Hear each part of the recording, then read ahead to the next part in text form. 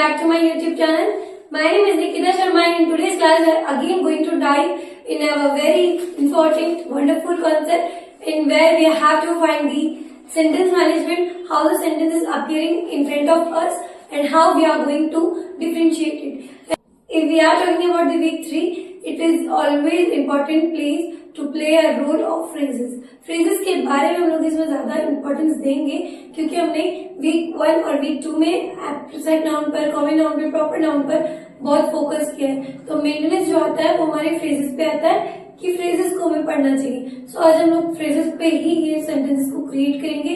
So firstly हम लोग हमारे सेंटेंस को क्या कर लेंगे, पंचुएट कर लेंगे.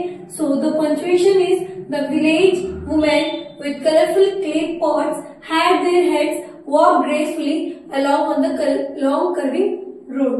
एक विलेज की जो महिलाएं हैं वो अपने सर पर कलरफुल कलर के मटके रख करके चल रही है और बहुत ही ग्रेस के साथ जा रही है, यूनिक वे में जा रही है और वो बहुत अच्छा लग रहा है. कहाँ जा रही है? रोड पर. तो देखो, that is an article. Village is an common noun because हमें नहीं पता कि कौन सा विलेज है.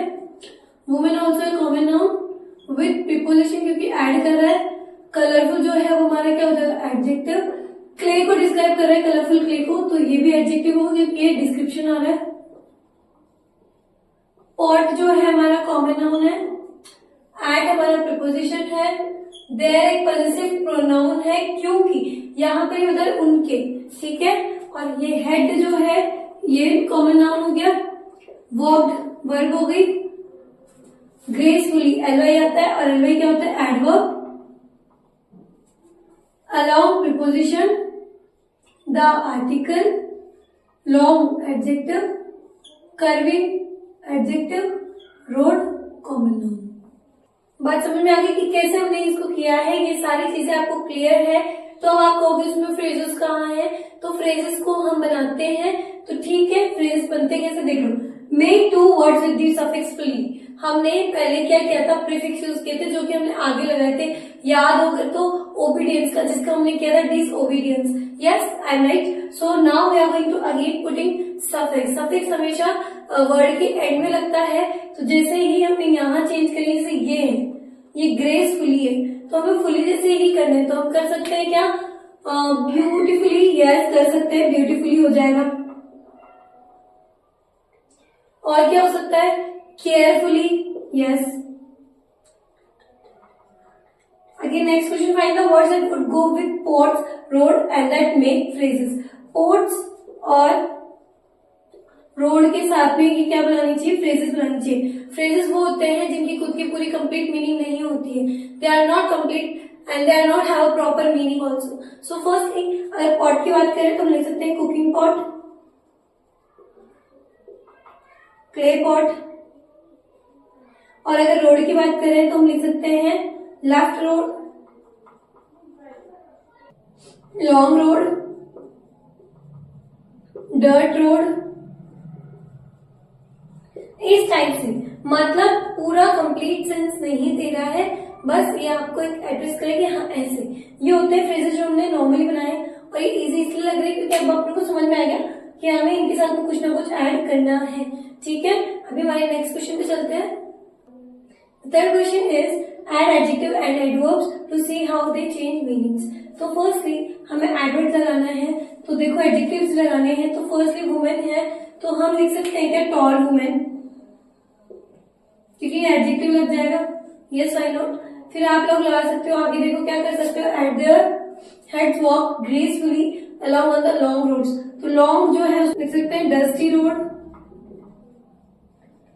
देन अगेन हमें लिखना है ग्रेसफुली. तो ये वॉक ग्रेसफुली बोला है तो हम लोग लिख सकते हैं वॉक स्लोली. ग्रेसफुली और स्लोली में अंतर है. ग्रेसफुली एक होता है कि वो अपना एक टायर, एक एटीट्यूड, एक पर्सनालिटी को लेकर के चल रहा है. ठीक है. सेकंड थिंग, स्लोली मतलब वो धीरे चल रहा है. दोनों में फर्क है.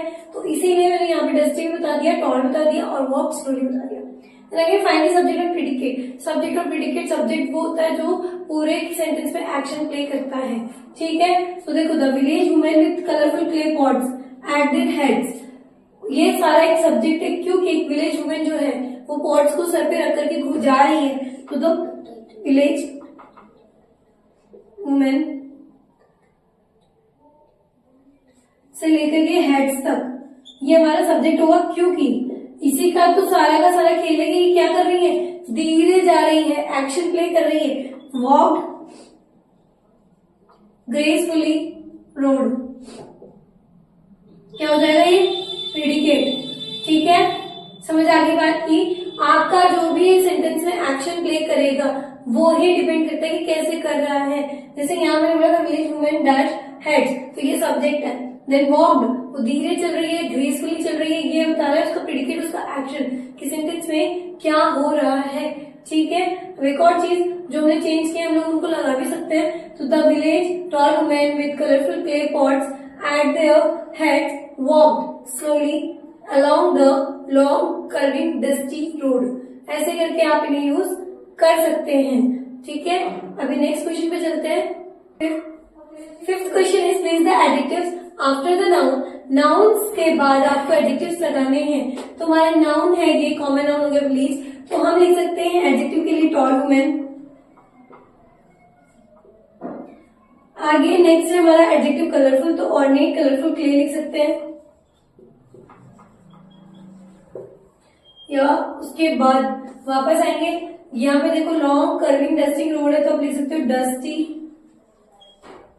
ऐसे करके आप लोग इनकी चीजों को चेंज कर सकते हो, एडजेक्टिव्स को रिप्लेस कर सकते हो, फ्रेजेस के बारे में समझ सकते हो कि फ्रेजेस को हम कैसे अरेंज करते हैं और कैसे उनका यूज करते हैं। फर्स्ट थिंग, और जब भी सेंटेंस बन रहा है तो उस चीज का ध्यान रखो कि सेंटेंस हमने क्यों बनाया है, सेंटेंस को क्यों बनाया है, क्योंकि जब तक आप सेंटेंस के ऊपर फोकस नहीं करोगे तब तक कोई चीज क्लियर नहीं होगी। सेंटेंस में फोकस ही एक मेन पार्ट होता है जब हम लोग कोई भी स्पीकिंग कर रहे हैं, क्योंकि स्पीकिंग के लिए चाहिए कि हम किस चीज को कहाँ यूज करें।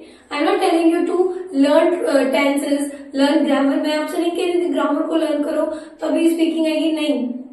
चीजों को देखने से भी चीजें कैप्चर होती है, चीजें समझ आने लगती है कि कौन सी चीज को कहाँ यूज करना है। सो उसी हिसाब से आपकी हेल्प यहाँ से स्पीकिंग की हो जाएगी। तो आप लोग यहाँ से इसको करते रहिए और all the best. Practice makes man perfect, so do practice. Thank you so much. Stay soon and stay happy, keep staying always like this only. So मिलते हैं नेक्स्ट क्लास में, बाय।